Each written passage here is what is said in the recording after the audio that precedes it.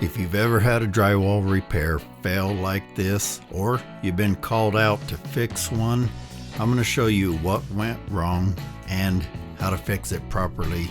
And we're going to do that right after this.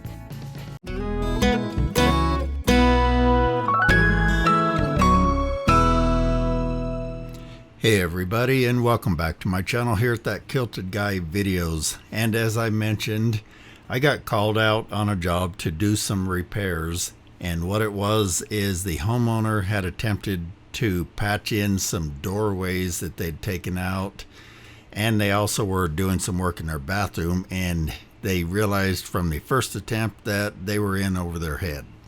So they went ahead and did the first stage of the drywall, the hanging, and got it taped, and then they left it to me after that. But you can see in this picture here, on their first attempt they actually painted it and thought it was going to come out all right, but as you can tell, it really came out really poorly. Now, I'm not here to put down anyone because I know this happens a lot. What I'm here to do in this video is to show you what went wrong and how to fix it from this point on. So let's start by zooming in over here, and we'll take a look at this one. What happened here is, if you look down this joint, I can tell that what happened is they taped it, and he probably left a little bit too much mud underneath the tape. Even though this is basically a butt joint, there's no recessed edges here, but when it ends up like this, it often tells me they didn't wipe it down tight enough.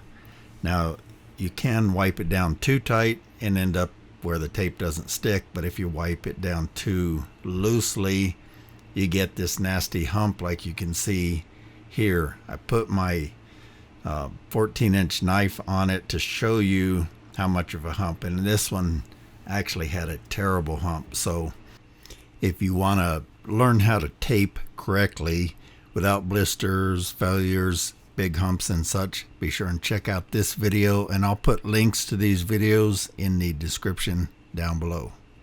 In the end, I ended up putting 3 bags of hot mud on this wall, another wall, and some in the bathroom, so it had to go on pretty heavy to fix it.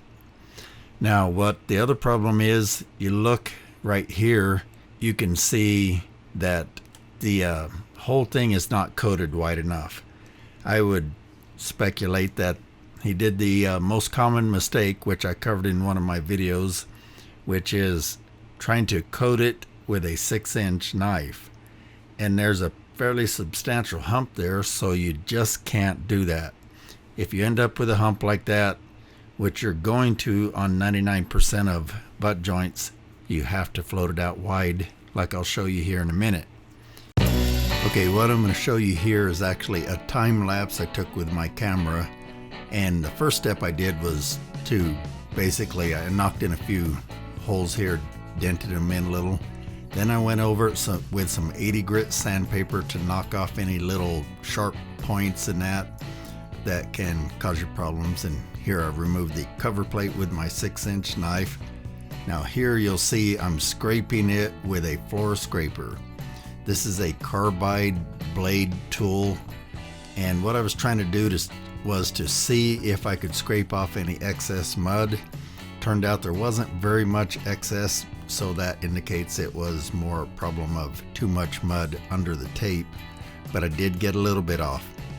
The more you can get off of these kind of humps like this, the less mud you're going to have to put on. Now, for some of you, it might be easier to cut along the sides and peel the old tape up and just retape it and start anew.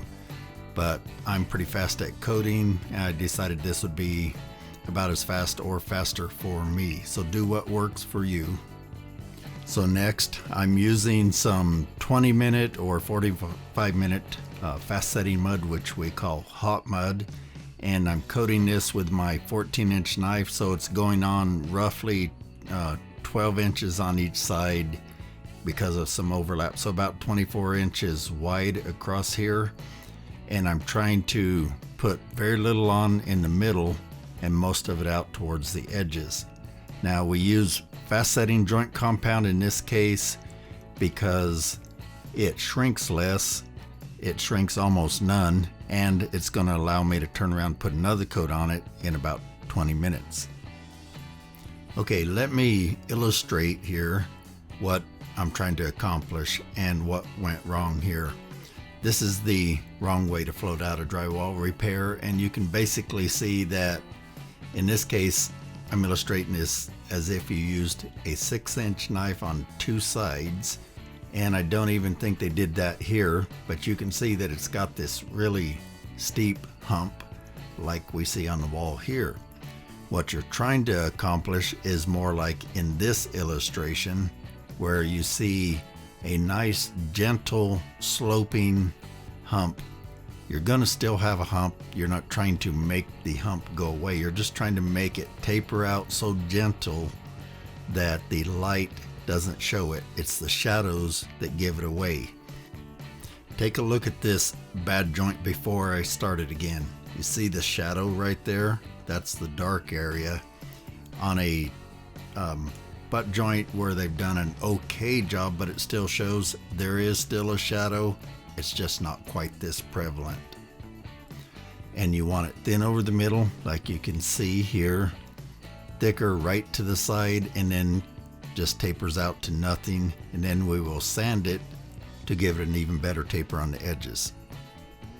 Because if you put it on narrow and then sand it smooth, you're gonna have a little hump like this, versus sanding it the right way after coating it nice and wide. And I'll explain the sanding here in a little bit.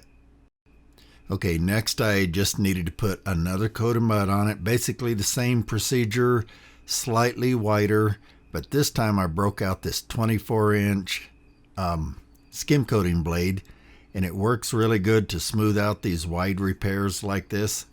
I'll show you what it looks like after we get it all skim coated, but it allows you to do it with less lap marks, and it might be easier for some of you guys. I can do it either way, but I'm really liking this thing. And here's a top-down view that might show this even better. This is from my how to coat a butt joint video that I'll be releasing soon. And you can see it smooths it out really nice. So here's what it looks like after going over with that blade. Now all it needs is some sanding along the edge. What you want to do is take a sanding sponge and just feather out these edges along here, and then go over the whole thing just a little bit to smooth out any lap marks. And I'll show you what those are, what you're trying to sand out. And then it's ready for texture in this case. If you're doing a finer texture, this is a kind of a heavy skip trowel. If you're doing a finer texture, you might want to do a little bit more work to it, but this is good enough for this texture. Now, when you're coating it, what you want to do is try to leave lap marks. And what I mean by that is this edge you see here that I've highlighted, that comes from basically taking your trailing edge of your knife and having slightly less pressure on that edge, and as you move, say from right to left, you're putting more pressure on the right side and leaving these lap marks because they sand off much easier. If you don't, you'll have a gouge like this, then it's a deep spot, and now you've got to sand a whole lot more and it won't be as flat. So you want to shoot for that, and then all you have to do when it's dry is sand off these lap marks, and it's flat and ready to go. And if there's any of these defects like these gouges or pinholes, just fill those in with mud, wipe it tight, and that's all you got to do. In this case, I had to match this texture, so this is what it looked like after I applied the texture. Now this is kind of similar to my skip trowel video, so if you want to learn how to do that, look for this thumbnail on my channel.